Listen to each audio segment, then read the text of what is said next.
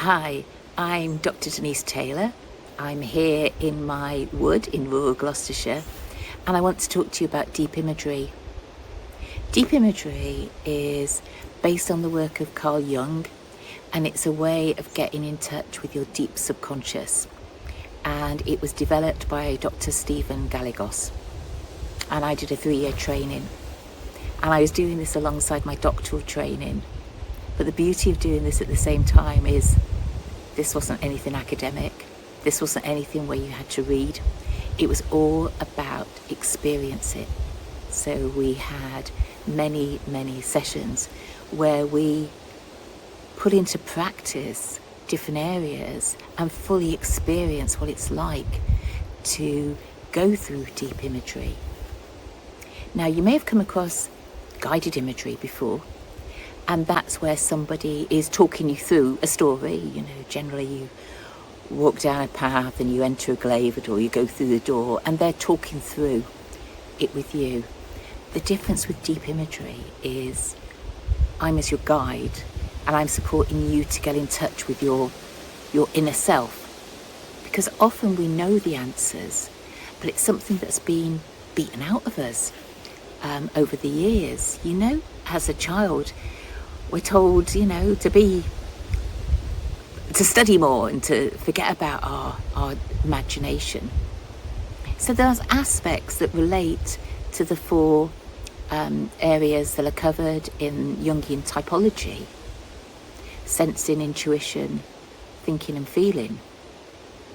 But in this case, intuition is imagination and allowing yourself to really imagine deeper what might be.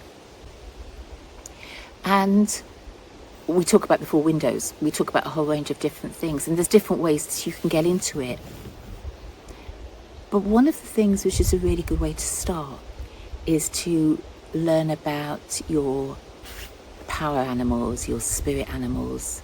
And again, other people will do this by deciding the spirit animal is a wolf or an eagle, because nobody wants their spirit animal to be a slug or an ant. But with deep imagery, it's what comes to you. So you get into this state through a deep relaxation exercise, and you see what comes. There's no rush. And indeed, nothing may come, or the darkness may come.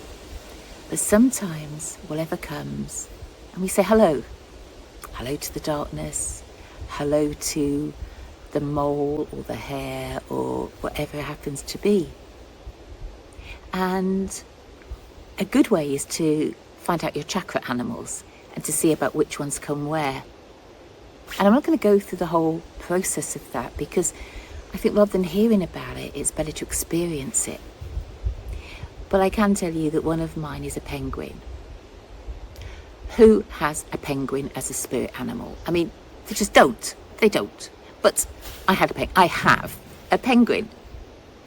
And penguin spends a lot of time with me. And given I've been doing this for 6 or 7 years now, he just appears. I don't have to go through the big relaxation. The penguin's there with me and offers me support and just gives me a feeling of well-being and guidance. And I have, a heart animal and a head animal and different things. But that's one way. Is finding out about your animals that tie in with your chakras. But it can also be used in other things. It can be used in helping you to consider part of your body, to consider, we can go to a journey to your left ear, or go to a journey to the pain in your stomach. There are so many things that can be covered. And again, we don't generally plan in advance what this is going to be, because as you go through the deep relaxation, an area will often come to mind that actually this is something that I want to deal with. A few years back, I was completely heartbroken about a relationship, and it was during COVID time, so I think everything was affecting me in much greater depth than it would have at other times when you could see people. But I had my owl, who's my heart animal, and just sitting on a branch in my imagination with my owl helped me to experience the sadness and then come through. Another thing that we can do is we can have a council of the animals, that all your chakra animals can come together and you can join them. So there's many ways that it could be of help, and there's not many of us in the UK that are guides to deep imagery. It can help with all sorts of different areas. I remember a friend saying to me about, he was doing this a lot with young people who were troubled in some way, and one young lad was getting bullied, but one of his animals was a panther, I think. It might have been a tiger. I think it was a panther. And as he started walking down the road, his panther would be with him.